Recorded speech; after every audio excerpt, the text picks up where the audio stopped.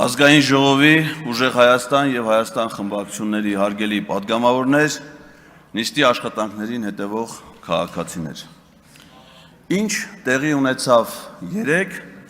եւ ինչու ենք մենք ստիպված նորից վերադառնում հանձնաժողովների 3 նախագահների ընտրության հարցին։ Իմ ընկալումներում ազգային ժողովի քաղաքացիական պայմանագիր խմբակցությունը պարզապես քաղաքական սաբոտաժի միջոցով փորձում է տապալել ազգային ժողովի աշխատանքները եւ ազգային ժողովի բնականոն գործունեությունը։ Այն որ ուժեղ Հայաստան խմբակցությունը առաջադրել էր հանձնաժողովի նախագահի թեկնածուներ, դա ընդամենը կանոնակարգ օրենքի պահանջի կատարում էր, նաեւ Սահմանադրական դատարանի որոշման մեկնաբանություններով տրված պահանջ եւ ըստ որում ուժեղ Հայաստան խմբակցությունը առաջնորդվել էր մոտեցումներով ի տարբերություն օրինակ քաղաքացիական պայմանագիր խմբակցության, որ հանձնաժողովի նախագահների պաշտոնում, չնայած որ դրանք քաղաքական պաշտոններ են եւ մասնագիտական պահանջներ չեն ներկայացում այդ պաշտոններին, այնուամենայնիվ ոլորտային ուղղվածությունը նկատի ունենալով առաջադրվել էին ըստ էության լավագույն տեխնացուներ տվյալ պաշտոններին համապատասխանող բոլոր 3 պոզիցիաներում։ Բայց քաղաքացիական պայմանագիր կուսակցությունը որոշեց, որ դեմ քվեարկել բոլոր 3 տեխնացուներին եւ ստիպեց մեզ նորից վերադառնալ այս հարցի քննարկմանը։ Օգոստոսի 2-ից մենք աշխատում ենք, արդեն 16-րդ նիստն է։ Եվ մենք հələ չենք անցել մեր երկրի համար կարևորագույն նշանակություն ունեցող քաղաքական հարցերի քննարկմանը։ Ազգային ժողովի ղեկավար մարմինների ընտրությունը նախագահ, տեղակալներ, հանձնաժողովի նախագահներ միտված է ընդամենը ազգային ժողովի հետագա 5 տարիների աշխատանքների կազմակերպման, այսինքն դա կազմակերպական հարց է, ոչ մի ֆունկցիոնալ, բովանդակային նշանակություն չունի։ Հիմա Ֆարմանյանը կլինի հանձնաժողովի նախագահ, թե Մանուկյանը, թե մեկ ուրիշը, դրանից ազգային ժողովի կյանքում, այդ մարդկանց կյանքում ոչ մի էական բան չի փոխվում։ Ընդամենը պետք էր ապահովել ֆունկցիոնալ ընթացքը։ Մի ուրիշ բան հիշեցնեմ ձեզ, երբ որ հանձնաժողովների թվաքանակի հարց էր քննարկվում, ես առաջարկեցի ստեղծել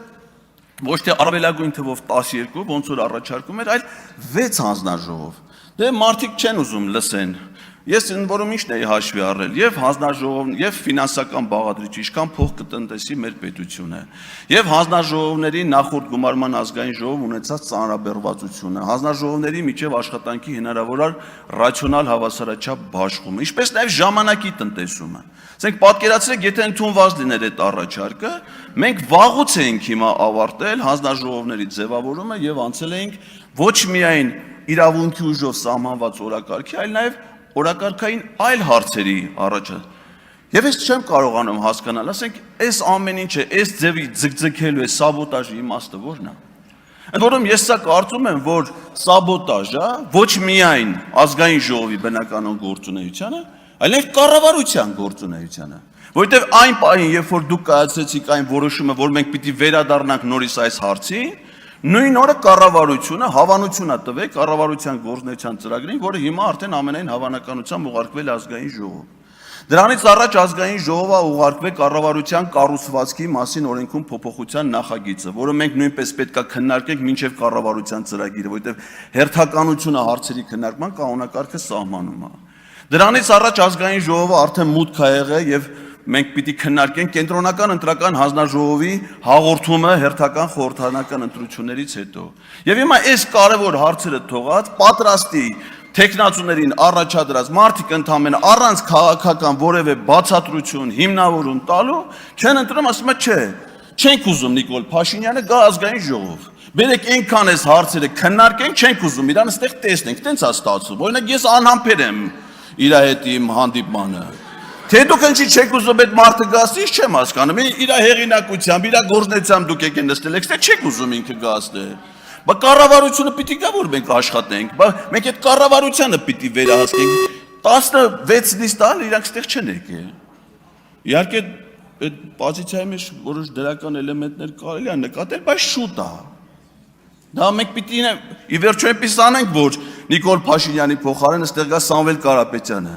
Բայց առայժմ շուտ է, գոնե մի անգամ ծրագիր ներկայացնելու հնարավորություն պետք է ստեղծել, նոր հեռացնել։ Դուք մի քիչ առաջ եք ընկել իրադարձություններից, խափանում եք նույնիսկ դրա մուտքը ազգային ժողով, բայց մենք ճիշտ ասած տես չենք նախատեսել։ Եվ ես կարծում եմ, որ այս մոտեցումը ազգային ժողովի աշխատանքների կազմակերպման խիստ անընդունելի է։ Տեսեք ինչ էր քննարկում, հարցնում էին ո՞նց է առաջադրվել, ենթադրենք Հայկ Ֆարմանյանի տեխնատությունը կամ մյուս տեխնատությունները։ Շատ պարզ, ո՞նց է առաջադրվել։ Եղել է խմբակցության նիստ, եղել են առաջարկներ, տեխնատություններ, քննարկել են, կայացել են որոշում։ Դուք ձեր առաջադրման օրինականությունից խոսեք։ Բոլոր պոզիցիաների վրա, որտեղ առաջադրում ա եղել ՔՊ-ի կողմից, առանց բացառության եղել է քաղաքացիական պայմանագիր կուսակցության վարչության որոշումներ։ Առանց բացառության եւ բոլոր առաջադրումները խմբակցության համապատասխանել են վարչության որոշումներին։ Բացում ենք կուսակցությունների մասին սահմանադրական օրենք։ Ինչ առաջադրումներ կարող է անել քաղաքական կուսակցությունը։ Հստակ գրած է ազգային ժողովի համապետական ընտրությունների ցուցակի հաստատում, Երևանի, Գյումրի, Վանաձոր համայնքի ավականների ցուցակի հաստատում։ Մյուս որոշումը կայացնում է խմբակցությունը եւ ինչի համար այս տարբերակը, սա սահմանադրական կարգի տապալման էլեմենտ է իր մեջ պարունակում, որովհետեւ կուսակցության վարչության կազմում են օրինակ քաղաքացիական պայմանագրի դեպքում վարչապետ, նախարարներ, աղք, մասնավոր առևտրային ընկերությունների աշխատակիցներ, այսինքն մարդիկ, որոնց ճակատագիրը ստեղ պետք է որոշվի, իրանք ընդեղ պիտի պաշտոնավարեն, թե չէ, բայց պարզվում է հակառակն է։ Գործադիր իշխանության պաշտոնյաները որոշում են, թե օրենսդիր մարմնի ղեկավար պաշտոններով ով պիտի զբաղեցնի։ Սա երկու սահմանադրական օրենքի, կուսակցությունների մասին եւ ազգային ժողովի կանոնակարգ սահմանադրական օրենքների կոպտագույն խախտում է։ Եվ այդ ապօրինության հեղինակները մեզ հարցնում են, ասում են, իսկ դուք ինչի եք ինչ-որ օրինական որոշումներ կայացնում, որոշված է, որ խմբակցությունը պիտի կայացնի, խմբակցությունն է կայացնում, կայացնում է այն ժամանակ, երբ որ այդ որոշումը պիտի կայացնի։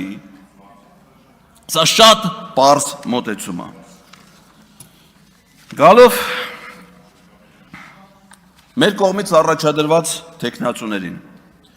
ես շատ եմ ափսոսում, որ այդ սաբոտաժի մեթոդը կիրառվեց նաև տեխնացուների հանդեպ։ Օրինակ, ֆինանսավարկային բյուջետային հարցերի հանձնաժողովի պարագայում, իհարկե դուք այդ ձևով մեզ ոչ մի պարագայում ուժեղ Հայաստանին չեք կարող ծանր իրավիճակի մեջ դնել։ Այս խմբակցության ցանկացած падգամավոր, ցանկացած հանձնաժողով կարող ղեկավարի։ Դուք նայեք, ասում են, տես մի մոտեցում էր հնչում այս դահլիճում, տրամաբանությունը քաղաքական որոշման հետևյալն էր, քանի որ ուժեղ Հայաստանը մինչ այդ քվեարկությունների ժամանակ կողմ չի քվեարկել ՔՊ-ի առաջադրած տեխնացուներին, սա ինչ որ թե պատասխան վերաբերմունքն է այդ որոշումներին, բայց պարզա մի բան չէ, որ եթե ուժեղ Հայաստանը չի քվեարկում, միայն ձեր խմբակցության քվեները բավարար են որոշումներ կայացնելու համար եւ մինչեւ հիմիկվա ձեր ընտրության արդյունքում միայն ձեր խմբակցության падգամավորներով ի վերջո որոշումը կայացվել է, մենք անցել ենք հաջորդ հարցին։ Բայց դուք քաջատեղյակ եք, որ երբ որ դուք կողմ չեք քվեարկում առաջադրված մյուս տեխնացուներին, այդ տեխնացուները չեն ընտրվում։ Այսինքն դրանով տապալվում է ազգային ժողովի բնականon գործունեությունը։ Իսկ մենք ինչի չենք օրինակ քվեարկել։ Ինձ համար անկեղծ ասած շատ դժվար էր կողմ քվեարկել ազգային ժողովի նախագահի կամ տեղակալների պաշտոնում այն տեխնացությունների օգտին, որոնք իրենց կյանքում առաջին պետական պաշտոնը զբաղեցրել են 18 թվականի ողբերգությունից հետո։ Իսկ մենք ինչ տեխնացու էինք առաջադրել այդ ազգային ժողովի փոխնախագահի պաշտոնում։ Մի մարդու, ով որ եւ օրենսդիր, եւ գործադիր, եւ դատական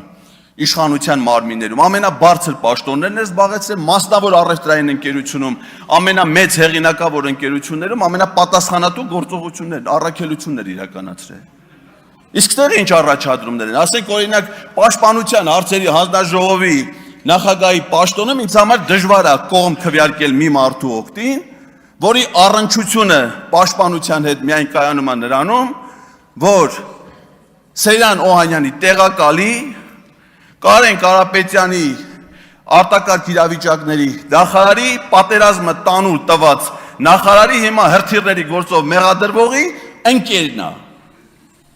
Ուրիշ առնչություն պաշտպանության ոլորտի հետ ինձ հայտնի չի, եթե ու այդ մարդուն կողմ քվեարկելը